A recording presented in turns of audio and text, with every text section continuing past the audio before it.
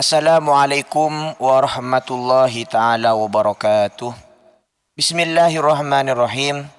Alhamdulillahirabbil alamin wassalatu wassalamu ala asrofil anbiya'i wal mursalin sayyidina Muhammadin wa ala alihi wa sahbihi ajmain, amma ba'du.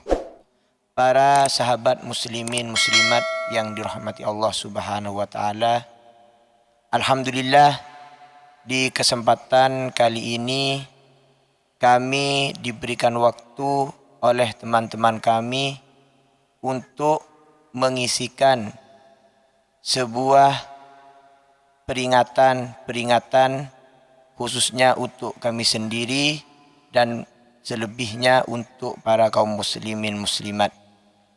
Di channel Santri Al-Muqri As-Salafi kami diberikan izin oleh segenap pengurus channel yang kami isi di kesempatan kali ini.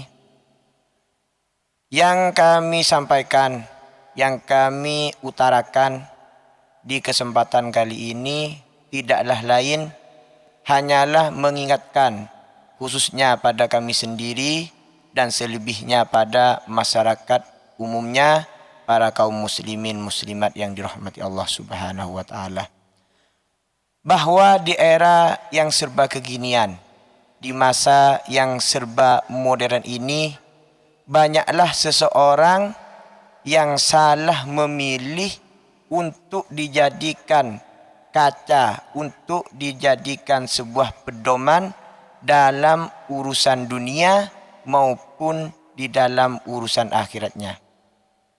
Oleh karena itu, di dalam sebuah kitab Kharidatul Bahiyah diterangkan pada siapakah kita mengikuti jalannya, pada siapakah kita mau bermakmum, pada siapakah kita mau bercermin dalam urusan dunia, dalam urusan akhirat, pada siapakah kita. Diterangkan dalam kitab Kharidatul Bahiyah bahwasanya kita diperintahkan untuk menjadikan cerminan kita, menjadikan anutan kita adalah seorang ulama. Dalam kitab Kharidatul Bahiyah diterangkan, Bismillahirrahmanirrahim. Fakun lahu musalliman kaita selama wadba sabilan nasikinal ulama. Mi salamat pasraki dak kustana noroah dak jalan para ulama. Jadi diterangkan dalam kitab Kharidatul Bahiyah, untuk kita menjadikan kita seseorang yang selamat, tidaklah lain jalan kita adalah mengikuti jalannya para ulama, mengikuti rel-rel para ulama. Kalau ulama ke barat, ia ke barat. Kalau ulama ke timur, ia ke timur. Mengikuti akhlak ulama, mengikuti perilaku-perilaku ulama. Yang mana ulama yang kita ikuti benar-benar ulama. Kenapa kok gitu? Karena banyak di zaman yang sekarang orang yang bukan ulama semerta-merta dirinya mengaku ulama. Semerta-merta dirinya bergaya-gayanya ulama. Diterangkan dalam kitab As-Sibai, ulama adalah al-ulama'u wa huwa al-arifu bil ahkamis syar'iyyah. Ulama adalah seseorang yang mengetahui dengan beberapa hukum syariat. Ini dikatakan ulama. Jadi kalau ada orang cuma pakai surbannya sampai sebesar paha, pakai gamis, sampai gamisnya besar, jangan kita vonis dia ulama. Jangan, karena ulama dengan makna al-arifu bil ahkamis syar'iyyah.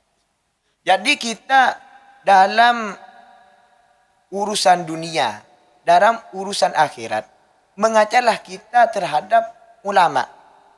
Ulama yang benar-benar ulama. Oh, kok bisa? Apakah ada ulama yang tidak benar-benar ulama? Iya, ada banyak. Wong di zaman sekarang, orang yang cuma ilmunya sedikit sudah, wah, kesana kemari, membeberkan hukum-hukum yang mana hukumnya itu bukan menurut ulama kita, bukan menurut aslafuna soleh, melainkan menurut saya. Ada pertanyaan langsung menurut saya. Ada pertanyaan merujuk pada dalil-dalil Al-Quran. Setelah dicek, ditelusuri kembali, orang tersebut masih belum mengetahui nahwu, belum mengetahui sorof, dan juga ilmu-ilmu yang lain yang bisa membahas tentang ilmu Al-Quran. Wong sekarang ada sedikit pertanyaan, wah ada dalam Al-Quran. Sedikit pertanyaan, ada dalam hadis. Nah, banyak ulama yang bukan benar-benar ulama, cuma berkedok ulama. Berkedok ulama, gayanya seperti gaya ulama, sedangkan ilmunya tidak berilmu ulama. Ada dalam kitab-kitab yang lain yang mentakrifkan ulama adalah seseorang yang alim, amil bima ya'lamu, mengetahui dan juga mengerjakan apa yang ia ketahui. Itu dikatakan ulama. Jadi kalau cuma mengetahui tapi tidak bisa mengerjakan apa yang ia ketahui, ya tidak bisa dikatakan ulama. Karena ulama itu adalah orang yang mengetahui, alim, amilah bima ya'lamu, mengetahui dan juga mengerjakan dengan apa-apa yang ia telah ketahui. Tak mengingat cerita tentang Imam Syu'bi dulu, ada yang mengatakan kepada Imam Syu'bi, ayuhal alim, mengatakan kepada Imam Syu'bi, ayuhal alim. Apa kata Imam Syu'bi? Uskun. Al-alim mayyahsallah. Orang alim, dahulu Imam Syu'bi, orang yang takut kepada Allah. Dari apa yang telah kami sampaikan dari tadi, marilah kita renungkan siapakah yang seharusnya kita ikuti. Karena dikala kita tidak mengikuti ulama, maka akibatnya fatal, baik dalam urusan dunia maupun dalam urusan akhirat. Seperti contoh kecilnya, kita tidak mengikuti ulama, kita berwudu, bertanya pada orang yang tidak mengetahui tentang agama, bertanya, apakah wajib membasuh tangan dikala kita berwudu? Kita bertanya terhadap seorang yang tidak mengetahui agama. Otomatis orang itu menurut saya menjawab menurut saya. Ya kalau menurut saya membasuh tangan tidak wajib kalau wudu. Itu apa? Tidak usah itu, tidak usah. Kalau wudu ya cukup muka sama kaki, tangan tidak usah. Dikala orang itu tidak mengetahui, fatallah ibadah kita. Dikala kita tidak mengikuti, tidak bertanya terhadap orang-orang yang benar-benar mengetahui, yakni bertanya pada para alim, para ulama. Mungkin kita banyak mengisahkan, menjadikan contoh di sebelum-sebelum kita, orang-orang yang celaka, orang-orang yang tidak beruntung, baik dalam urusan dunia maupun dalam urusan akhiratnya. Tidaklah lain faktor utamanya orang-orang yang celaka, orang-orang yang tidak beruntung dalam dunia dan akhiratnya itu tidak mengikuti jalannya para ulama. Karena ditegaskan seperti apa yang telah kami dahulukan tadi, fakun lahu musalliman kai taslama wadba sabila nasikinal ulama. Mi salamat pasra akidah kustenah nuro ada jalan para ulama.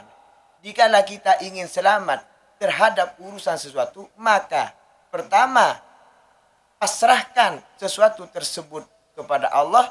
Yang kedua, watba sabila nasikinal ulama, ikutilah jalannya para ulama. Karena dikala kita tidak mengikuti jalannya para ulama, otomatis dalam ibadah kita dalam kehidupan kita, dalam urusan dunia kita, dalam urusan akhirat kita, menjadi perbuatan yang sirna menjadi hal-hal yang tidak ada gunanya. Mungkin cukup sekian dari kami. Semoga menjadi tambahan ilmu yang bermanfaat dan barokah khususnya bagi kami, umumnya bagi umat Islam, umumnya bagi kaum muslimin muslimat. Terakhir prakata dari kami, dikala ada kesalahan, baik dari tutur bahasa, baik dari apa pemuratan, baik dari pembacaan ibarah-ibarah yang kami baca, murad dari ibarah-ibarah yang kami baca, kami mohon maaf yang tiada batasnya. Dengan hati besar kami menerima kritik, saran, komentar di channel kami atas apa-apa kekurangan dari kami dan juga kekurangan dari channel kami. Akhiran, hadanallahu wa iyyakum ihdinas siratal mustaqim. Assalamualaikum warahmatullahi taala wabarakatuh.